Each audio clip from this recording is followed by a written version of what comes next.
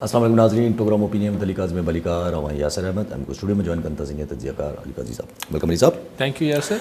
अली साहब, कश्मीर में एक्सपेक्टेशन तो असांखे इहा ॿुधाए वई त भई ठीकु आहे, बसि इलेक्शन थींदा, पोइ हिकिड़ी कॉन्स्टिट्यूशनल गवर्नमेंट ईंदी, पुराणा सना साहब रड़ियूं कंदा वतन पिया, हाणे बि चवनि पिया त भई हिकिड़ो फर्स्ट क्लास माहौल आहे, हिकिड़ा शफ़ाफ़ इलेक्शन थिया आहिनि, हिकिड़ी गवर्नमेंट ठही आई आहे, उहा गवर्नमेंट जेका आहे हाणे पंहिंजे माण्हुनि लाइ कमु कंदी। पर situation on the face of it ज़ाहिर आहे हिकिड़ो पूरो अञा ताईं ब्लैकआउट आहे, अञा ताईं किथां बि कहिड़े बि क़िस्म जी रिपोर्टिंग पहिरियां विच में थोरी बहुत इंटरनेशनल मीडिया जी रिपोर्टिंग थियण जी कोशिशि थी, पर उन ते बि कदगनूं लॻी वियूं, ॻाल्हि ख़तमु थी वई।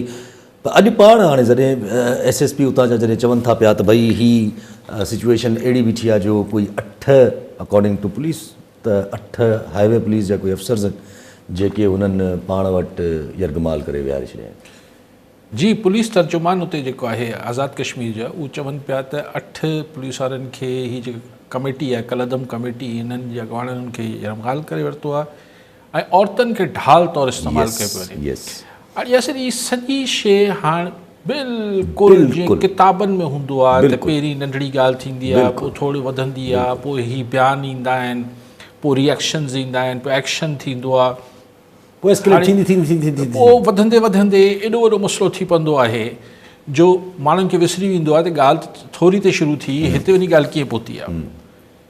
सो हीउ जेको ताक़त जो ज़ौम आहे हर रियासत हर सरकार वटि हुजे थो, इवन हेठि सतह ते बि ताक़त जो पंहिंजो नशो आहे, ज़ौम आहे, छा चयो जेको लफ़्ज़ इस्तेमालु कयो। त आज़ाद कश्मीर जो मामिलो हिकिड़ी पॉलिटिकल डिमांड सां शुरू थिए थो। हाणे और अची ॻाल्हि बीहे थी त औरतुनि खे ढाल बणाए, माना सुभाणे करे औरतूं मारिजी वञनि त ढाल था ठाहिनि। अच्छा, अगरि ही जीअं पुलिस चए पई त हुननि होस्टेज करे वरितो आहे पुलिस वारनि खे, त माना ही हिकिड़ो स्टेप टेररिज़म ॾे वधी वियो। त यानी अगरि स्टेट जा एहलकार होस्टेज थियणु शुरू थिया त हिते पोइ बलूचिस्तान ऐं KP वारी सिचुएशन्स पैदा थियणु शुरू थी वई जंहिंजो ख़दशो हो। त आख़िर ऐं ॻाल्हि किथां थी, हिकिड़ो सियासी मुतालबो। हाणे चवनि था साईं ही फलाणनि जा बि एजेंट आहिनि, ही बि आहिनि, हू बि आहिनि, ऐं आज़ाद कश्मीर जिते असांजी फॉरेन पॉलिसी बीठल आहे वॾो हिसो उनजो हाणे ई मामिलो कनि पिया। तव्हां ॾिसो त वरी कल्ह बलूचिस्तान में बि बारूदी हू पाण फाटी पिया, पोइ छा थियो कीअं थियो, माना वॾो कोलेटरल डैमेज बकौल उन्हनि जो काफ़ी नुक़सानु थियो। हाणे दहशतगर्द त जेके मुआ सो मुआ, पर शहरी बि ज़ख़्मी ऐं मुआ। छा पियो थिए?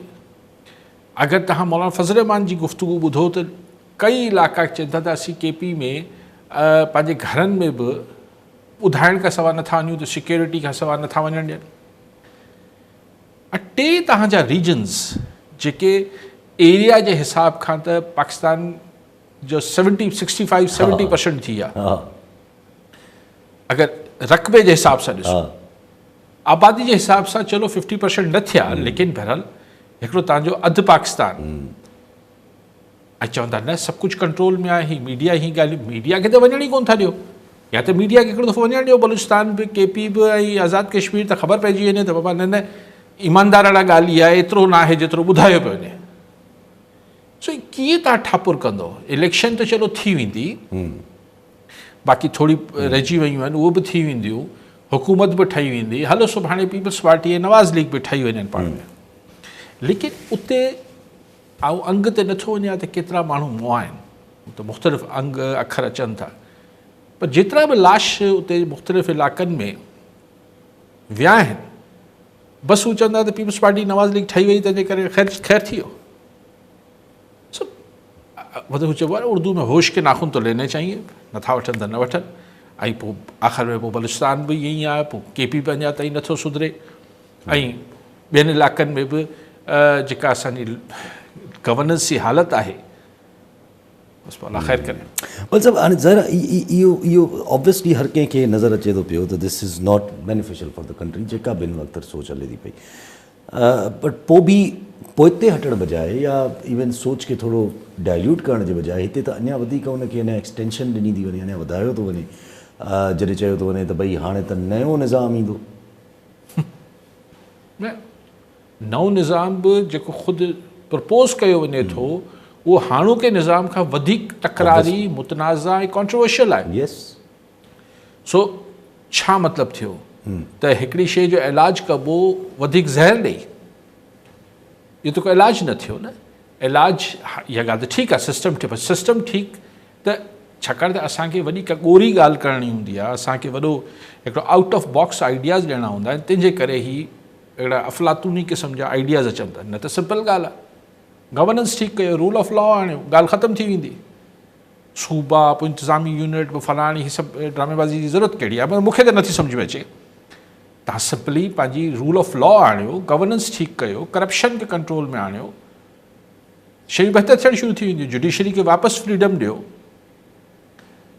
केसिस पंहिंजा जुडिशल सिस्टम अॼु छा थियो आहे? पिंकी जेका आहे वॾो ड्रामो हो साईं, कराची में हो मंशियात फ़रोशी जे ख़िलाफ़ु एक्शन थियो आहे, हाणे सिंध में मंशियात फ़रोशी न थींदी, पोइ छा थियो साईं? पिंकी हिकिड़ी झलिजी पई, उन ते अॼु ॿियो या टियों केस आहे जंहिं मां भरी थी वई आहे, 3 केस में भरी थी। छाकाणि त जज साहब को बि अदालत हुजे, उहो छा सिर्फ़ु इहो ॾिसे त मीडिया में केतिरो केस हलियो आहे? अगरि प्रोसिक्यूशन जेका आहे, इन्वेस्टिगेशन आहे, प्रोसिक्यूशन आहे, पोयां पुलिस अगरि केस ठाहे न ॾींदी प्रोसिक्यूटर खे, त जेको सरकारी वकील आहे उहो कीअं केस वठंदो हुते?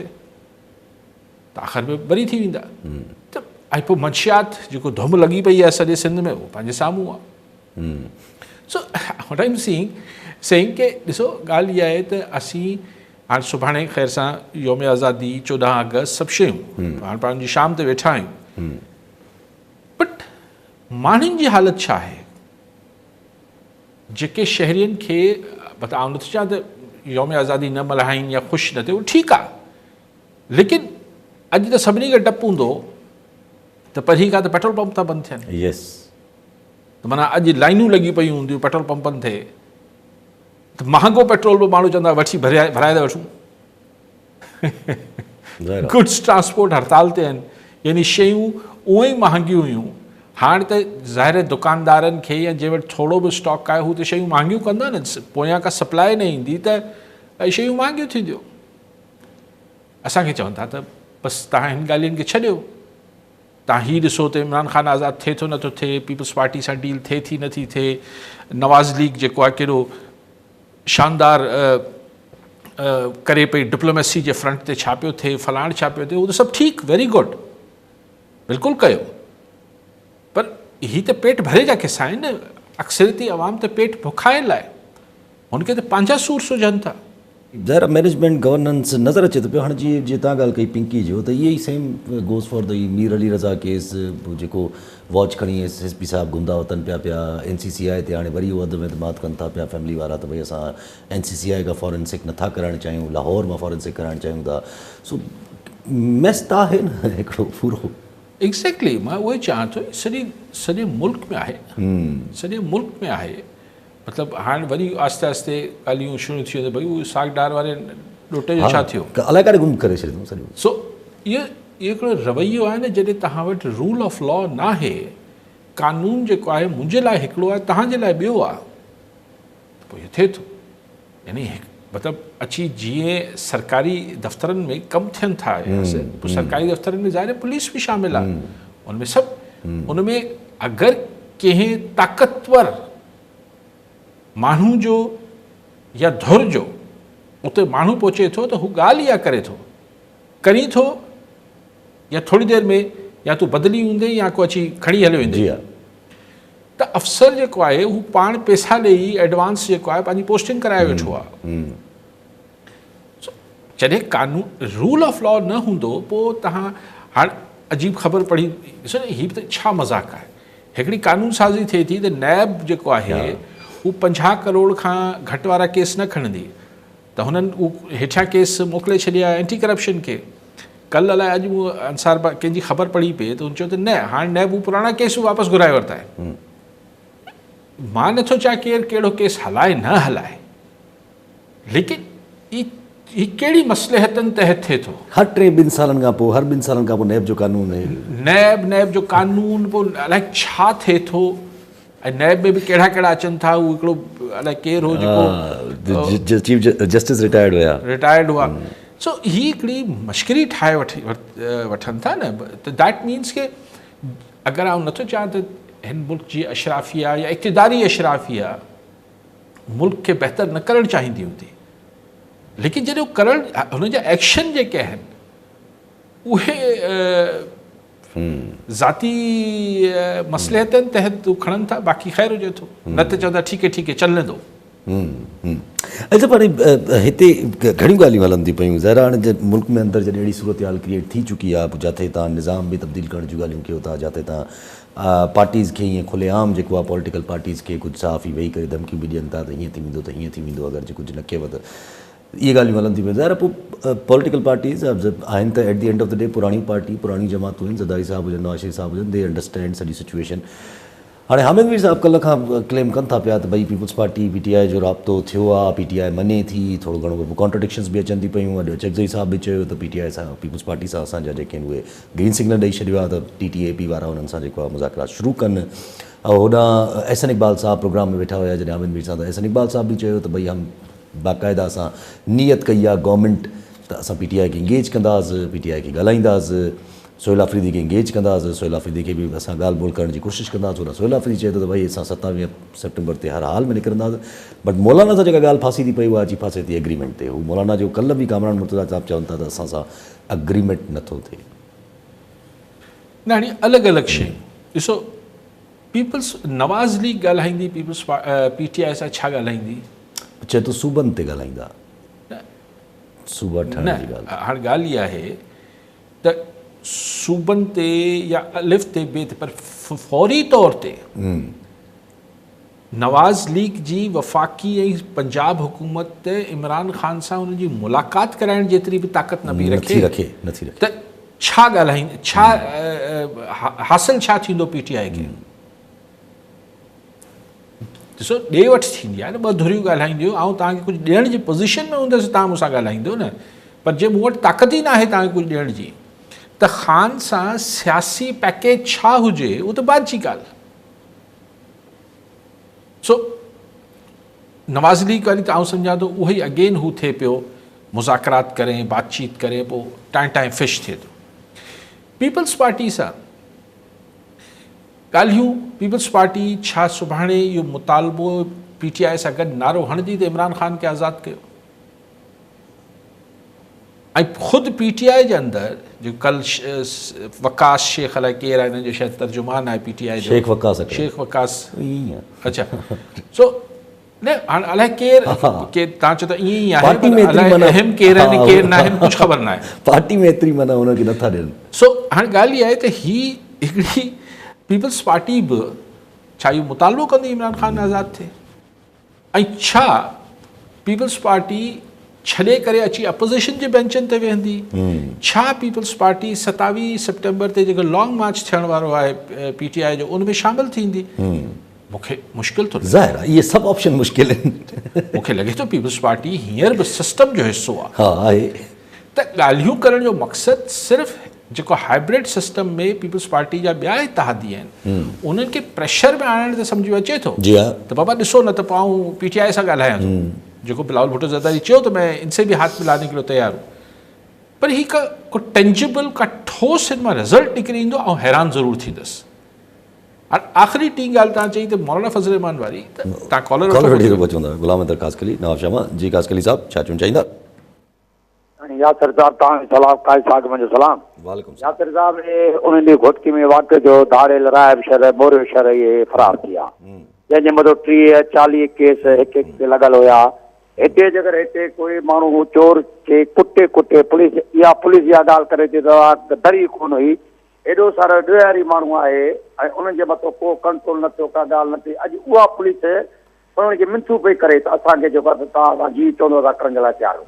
हिकु ॻाल्हि इहा, ॿी ॻाल्हि इहा आहे त बाबदा जे असांजी जेके लोडशेडिंग आहे तमामु 10 खां 12 कलाक आहे ऐं हीअ तड़पाए हुकूमत असांखे मारण जे चकर में ग़रीबनि खे लॻी पई आहे। गैस जेकी आहे उनजी लोडशेडिंग आहे उहा बसि हले थी त ईअं सम्झो गैस में को ताक़त न आहे। जेकर हिकिड़ो मोल शइ हुजे, इहे असां हिन हुकूमत खां त ख़ुदा करे थी हुकूमत हैरान थी, ख़ुदा करे गुम थी वञे त जान छुटिया साहदार थी वञे, त इन जे लाइ काइद साहब खे चवंदासीं इन मथां रोशनी। ठीकु साईं, महिरबानी।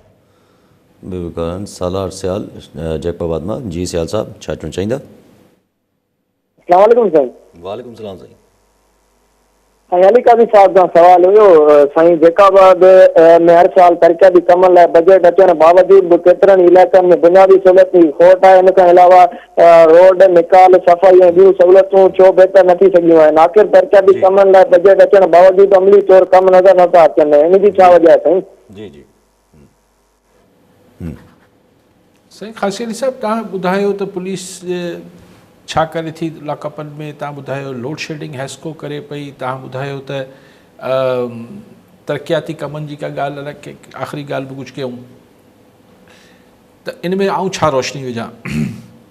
तव्हां रोशनी तव्हां विझी चुका आहियो। ऐं सिर्फ़ु ही नवाबशाह ताईं हालत न आहे जिथे किथे लोड शेडिंग ऐं ही मसाइल मौजूदु आहिनि। ऐं बाक़ी जेके तव्हां पिटूं पराता सरकार खे ॾियो पिया, हुन ते बि आउं रोशनी नथो विझी सघां। उहो तव्हां पाण चई वरितो आहे त मुंहिंजी रोशनी त हिन में किथे ई तव्हां चयो काई साहिबु रोशनी विझे, मां वटि त रोशनी हिन में कुझु आहे ई कोन।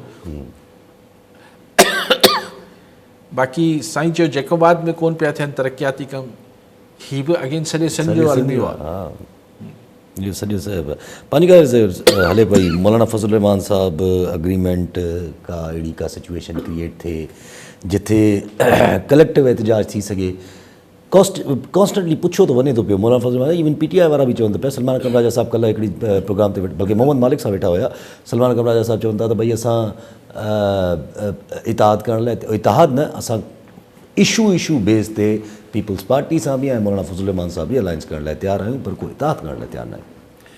न, मौलाना फज़लुर रहमान जेका ॻाल्हि तव्हां पहिरीं कई, हींअर बि कयो पिया त जेका एग्रीमेंट जी ॻाल्हि थिए पई, मौलाना साहब उहो चइबो आहे न त मतिलबु एतिरो दफ़ो हू डसिजी चुको आहे इतिहादनि में, मौलाना खे सरबराह बि करे छॾीनि था, पोइ चवनि था बसि मौलाना साहब कदम बढ़ाओ ऐं जॾहिं ॾियण वठण जी ॻाल्हि अचे थी त मौलाना साहब सभिनी खे विसरी वञे, यादि बि नथो रहे। त हिन दफ़े मौलाना चए थो त वरी धक न थी वञे। तंहिंजे करे मौलाना साहब चाहिनि था त को तहरीरी मुआहिदो हुजे, सुभाणे माण्हुनि खे ॾेखारे त सही त यार PTI वारनि हे मूंसां वादा कया ऐं हाणे चङो वक़्तु आयो आहे त विसारे छॾियो आहे। हाणे उन में अगरि मौलाना साहब को KP हुकूमत में शेयर जी ॻाल्हि कनि पिया, मूंखे ख़बर न आहे त रिटन एग्रीमेंट में मौलाना साहब चाहिनि छा पिया। सो मुंहिंजे ख़्याल आहे त जेके बि JUI जा मरकज़ी अॻुवान आहिनि, हुननि सां जॾहिं एंकर पर्सन्स जे साम्हूं चवनि था त हुनखे पुछणु त खपे त भला हू तहरीरी जेको तव्हांजो मुजवज़ा मसवदो आहे PTI सां ठाह वारो, उहो शर्तूं या शिकूं तव्हांजे ख़्याल में छा हुजणु खपनि, उहो त थोरो बयानु कयो या ॾेखारियो न। आख़िर JUI कहिड़ो रिटन एग्रीमेंट चाहे थी PTI खां, उहो राज़ में त न रखणु खपे न। अहिड़ो को कुझु माण्हू तबसरा कनि था त इलेक्शनरिंग अलायंस बि डिमांड आहे JUI जी।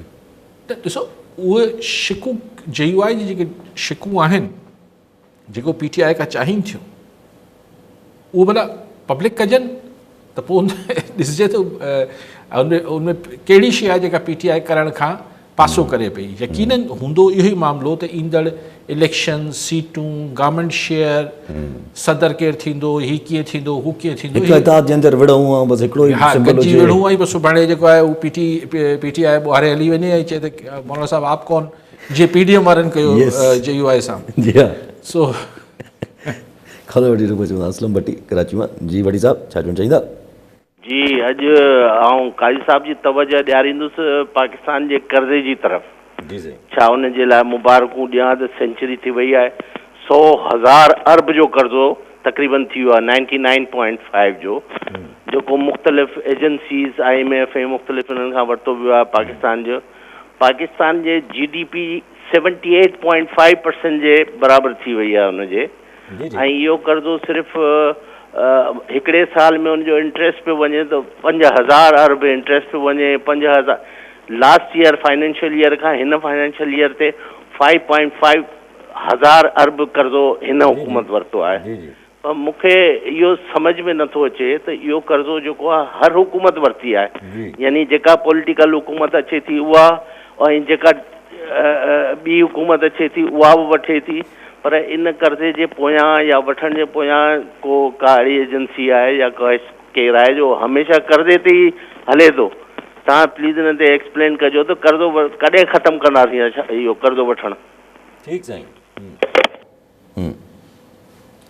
साईं भट्टी साहब, मिर्ज़ा ग़ालिब मैं कर्ज़ की पीता हूँ मैं, त हाणे मैं पीअण छॾियूं त कर्ज़ बि लहे न।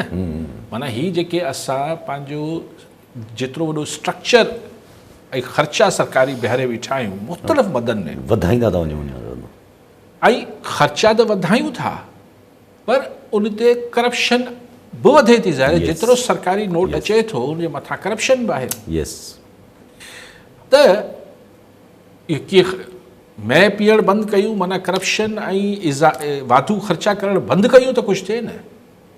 अञा असां ही जेको माण्हू चवनि था त हेतिरी डिविजन्स वफ़ाक़ में अञा आहिनि, अरिड़हीं तरमीम जे बावजूदि जेके खाता हाणे सूबनि खे हलिया विया आहिनि, ही ख़तमु वफ़ाक़ छो न कया? वफ़ाक़ी ब्यूरोक्रेसी ऐं वफ़ाक़ में हुन ज़हनियत जे माण्हुनि खे पक हुई त हिकु ॾींहुं असीं वापसि सूबनि खां त हरू भरू डिविजन्स ख़तमु, मिनिस्ट्रियूं ख़तमु कयूं था, डिविजन्स में माण्हू वेठा हुजनि जो वापसि सूबनि खां असीं खाता वठंदासीं, मिसाल चवां त इहो ख़तमु थी नथो सघे। कीअं थींदो? भट्टी साहब तव्हांजे घर में, मतिलबु चलो भट्टी साहब नथा, पर कंहिं बि घर में हिकिड़ो माण्हू जी आमदन जेका आहे हू 100 रुपयो आहे, ख़र्च पौणा 200 आहे, 75 रुपए जो खसारो आहे।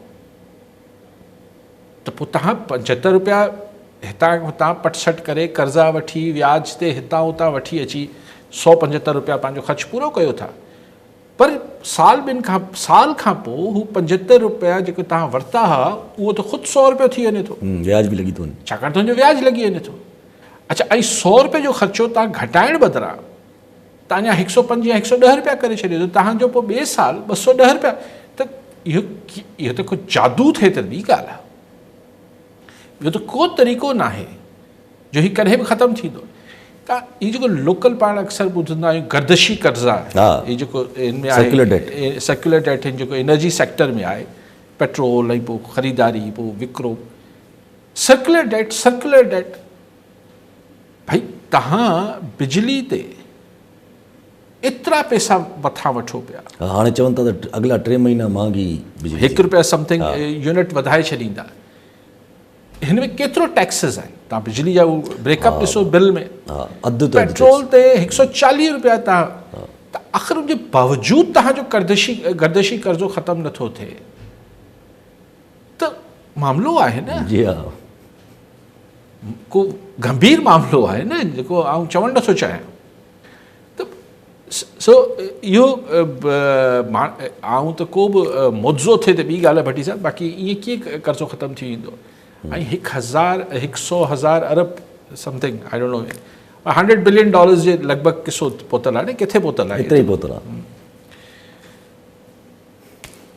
छा हिन जो को इलाजु? मूंखे त न तव्हांजी एक्सपोर्ट्स वधनि पियो, अञा रहंदो। हिन महीने डिप्लीट थी आहे असांजी फॉरेन डायरेक्ट इन्वेस्टमेंट, चयो वियो त $1.5 बिलियन जी फॉरेन डायरेक्ट इन्वेस्टमेंट थी आहे, बट इहो न ॿुधायो वियो त at the end of the month $2.5 billion जी हू पंहिंजो मुनाफ़ो ॿाहिरि कढी विया आहिनि।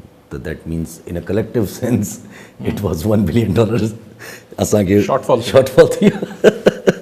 ज़ाहिर जेको माण्हू हिते अची पैसो हणंदो, मुंहिंजा हेड ऑफिस त लंडन, सिडनी ऐं वॉशिंगटन में आहिनि न, उहो पंहिंजो मुनाफ़ो त कढी वेंदा न।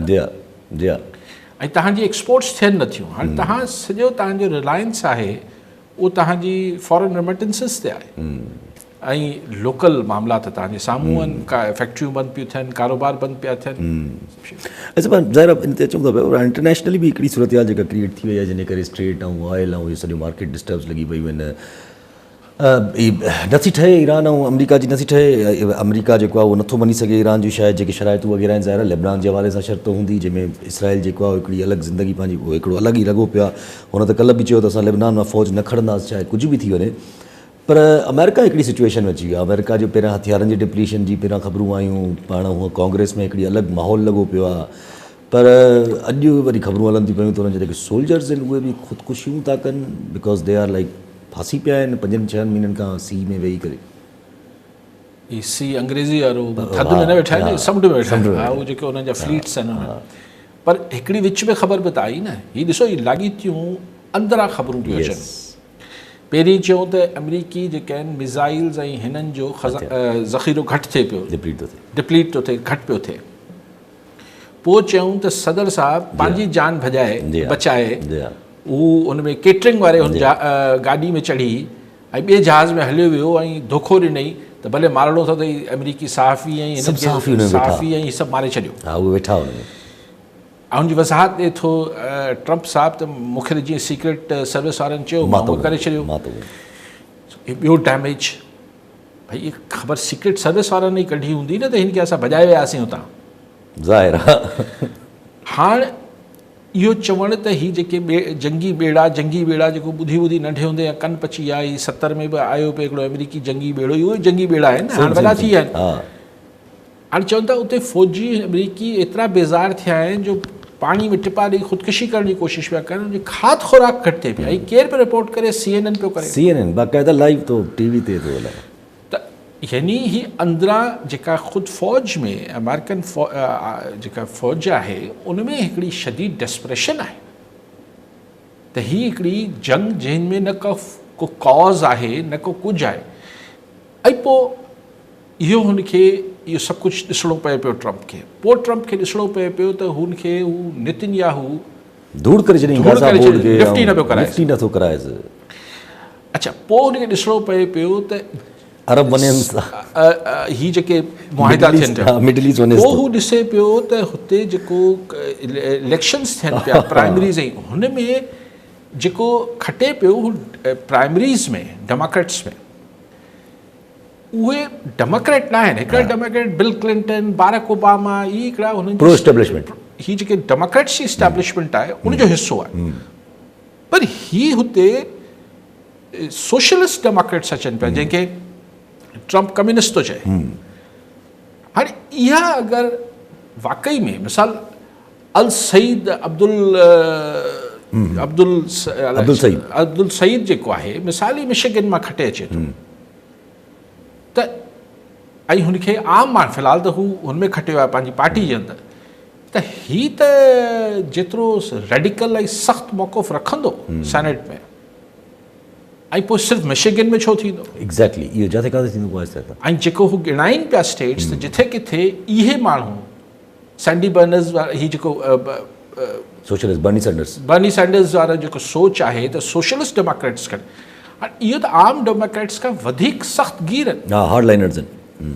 हीअ त ममदानी वारी सोच जा आहिनि जेको न्यूयॉर्क जो मेयर आहे त ही किथे इज़राइल ऐं किथे ही जेको ट्रम्प ऐं ही बिलियनर्स ऐं ही जेके हिन सॼी दुनिया में अमेरिका में हींअर छायल स्टेटस को आहे ही त टुटी पवंदो। सो ट्रम्प लाइ त हिकिड़ी हाणे चवनि था कॉन्स्पिरेसी थ्योरीज़ आहिनि त कुझु हाणे अहिड़ो को वॾो वाक़ियो कराइबो जीअं वरी हिकिड़ो दफ़ो पुराणी अमरीकी नेशनलिज़म खे कढिबो त न बाबा ही मुस्लमान आहिनि या हीअं आहिनि या इमिग्रेंट्स आहिनि फलाणा आहिनि ढमकाणा आहिनि कोन थींदो बट थ्योरी माण्हू साज़िशी थ्योरीज़ ठाहींदा आहिनि पर ॾुखियो थी पियो आहे ट्रम्प लाइ बि ऐं ख़ुदि नेतन्याहू लाइ अक्टूबर में इलेक्शन अथसि इज़राइल में उते कई लोकल इश्यूज़ क्रिएट थी विया आहिनि। सो हुनजो खटण बि को ज़रूरी न आहे त खटे वेंदो डिस्पाइट हुन जेको कुझु कयो आहे। ऐं हिकिड़े खे बि ॿुधो पिए हुन सोशल मीडिया ते क्लिप हुई चई भला 80 साल जो थी वियो आहे हाणे माफ़ु करे न इज़राइल खे। अच्छा नेतन्याहू जी उमिरि 80 साल आहे एॾो पुराणो लॻे त कोन थो 90s खां तो ही इज़ बीन हा मूं त नंढे हूंदे खां इहो ॾिठो आहे यही बीठो आहे पर 80 सालनि जो आहे बसि जान छॾे वाकई में दुनिया जी जान छॾे। पर ॻाल्हि इहा आहे जो हिन वक़्तु सुवाल घुमी फिरी अची पिए थो त Israeli ambitions are the bigger problem. Israeli अगरि नेतन्याहू वञे थो त डू वी थिंक कि गाज़ा जे अंदरि को माहौल ठही सघे थो जो हिन वक़्तु फ़लस्तीन जे हवाले सां वॾो हिकिड़ो क्वेश्चन मार्क खणी करे छॾियो आहे। हुते अञा वधीक क्रैकडाउन आहे अञा वधीक कब्ज़ा करणु शुरू थी वियो आहे जंहिं ते रिएक्शन्स बि ॾियनि था बक़ाया मुल्क। होॾे अगरि वञे परी तरफ़ लेबनान जी तरफ़ त लेबनानी गवर्नमेंट कॉन्स्टेंटली प्रीवियसली 3-4 डेज़ तां चए थी त भई ख़िलाफ़ वर्ज़ी थो करे सीज़ फायर जी ही कॉन्स्टेंट तबाही करे थो पियो इलाइक़नि में वेठो त पोइ होॾे बि नथो बीहे त छा इहा एम्बिशन्स जेके इसराइल जा आहिनि छा इहे अगरि पोइ हिते नथा थियनि त पोइ त रिक्वायर सूरत हाल आउं सम्झां थो त अगरि नेतन्याहू हराए थो इज़राइल में इहो हाणे इज़राइल जो फ़ैसिलो जा 50-60 लख जेके वोटर आहिनि एतिरा ई हूंदा एतिरा ई हूंदा करोड़ आबादी आहे त 60 लख माण्हू वोटर हूंदा ही उन्हनि ते आहे त इज़राइल जो फ्यूचर छा था ठाहिनि। अगरि नेतन्याहू खे फ़ारिग़ करे छॾियूं त पोइ इज़राइल खे पंहिंजे सर्वाइवल लाइ पंहिंजे बका लाइ हिननि खे हिन सभिनी पॉलिसीज़ खां यू टर्न वठिणो पवंदो ऐं वापसि पंहिंजो ह्यूमन चहिरो कढी अचिणो पवंदो त न यार असीं हू हिकिड़ो जलाद हो, असीं छॾियूं था गज़ा खे बि वापसि छॾियूं था, हिननि खे पोइते हटिणो पवंदो। लेकिन अगरि ही हुन हरक्यूलिस थ्योरी में आहिनि त सॼी दुनिया तबाह करे छॾींदासीं त कोशिशि करे ॾिसनि, छाकाणि त हीउ जेको ब्लॉक ठहे पियो पाकिस्तान सऊदी ऐं हीउ जेको ठहियो आहे इहो टर्की ज़ाहिर हिन में ईंदा न ॿिया मुल्क, ज़ाहिर आहे उहो त टर्की कल्ह बि चयो त we are expansionism, we believe in expansionism. त एर्दोगान चयो त असां हीउ ब्लॉक ठाहियो इन करे आहे त हिनजी असां एक्सपेंशनिज़म में यकीन था रखूं, माण्हू अचनि ईंदा, ऐं सम्झां थो ईंदा। ऐं हीअं ट्रम्प हुननि खे कोन रोकींदो त भले इज़राइल सोड़ो थिए। ऐं सो हिन सॼी सूरत में इज़राइल खे जंहिं चयो त अगरि ही हिकिड़ी हिन जो स्केप कोड ठाहीनि हिन जो नितिन याहू जो, इनखे हिकिड़ी क़ुर्बानी जो बकरो करे फारिग कयो, कमु थी वियो तुंहिंजो, ऐं ईअं ट्रम्प वेंदो अगरि नवंबर ताईं को वॾी का अनहोनी शइ न थी। मूंखे नथो नज़र अचे त कांग्रेस में जेका इलेक्शन आहे नवंबर में हुनमें रिपब्लिकन्स खटंदा, मूंखे नथो लॻे। मगर मूंखे छा नथो लॻे उते जे अक्सरियत माण्हुनि खे नथो लॻे। ऐं पोल में वॾो फ़र्क़ु आहे, वॾो फ़र्क़ु आहे, मतिलबु हिकिड़ो ज़मीन आसमान जो फ़र्क़ु अची थो वञे त पोल्स में छा रिज़ल्ट्स बीहनि था या छा। पर तव्हां ज़ाहिर आहे मथां सॼी चेंजिंग अचे थी पई त वॾी चेंजिंग आहे हिकिड़ी। अगरि जे इहा ख़बर ई ॾिसिजे त पाकिस्तान, टर्की ऐं सऊदिया will have a political and military sort of हिकिड़ो स्ट्रक्चर टू गवर्न जेको डिफेंस पैक्ट थिए थो पियो, मका पैक्ट जंहिंमें ॿिया बि मका अची सघनि था पिया। वेरी इंट्रस्टिंग आहे, छो जो असांजो त हिकिड़ो पुराणो पावर स्ट्रक्चर आहे जेको ठीकु आहे अरब सां कनेक्टेड आहे, पर उहो मोरलेस अमेरिका सां बि बोरो कंदो आहे, कुझु इंटरनल बोरोइंग बि आहे पावर सेंटर जी। पर हिन वक़्तु अगरि इहे एॾियूं वॾियूं मेजर चेंजिस त पाकिस्तान में नयो निज़ाम जी बि ॻाल्हियूं हलनि थी पियूं, छा थींदो? ऐं सम्झां थो त शयूं अक्टूबर नवंबर ताईं कुझु न थींदो। इलेक्शन्स आहिनि इज़राइल जा, ऐं पोइ नवंबर में अमेरिका जा वेट एंड वॉच टिल। हा, हीउ ॾिसबो त हिन जा रिज़ल्ट छा था अचनि, ऐं पोइ जेको पाकिस्तान में फ़ैसिलो करिणो हूंदनि करे वठंदा। ठीकु आहे, वरी नाज़रीन अॼु प्रोग्राम जो पूरो थियो, वरी ईंदड़ प्रोग्राम में दौर में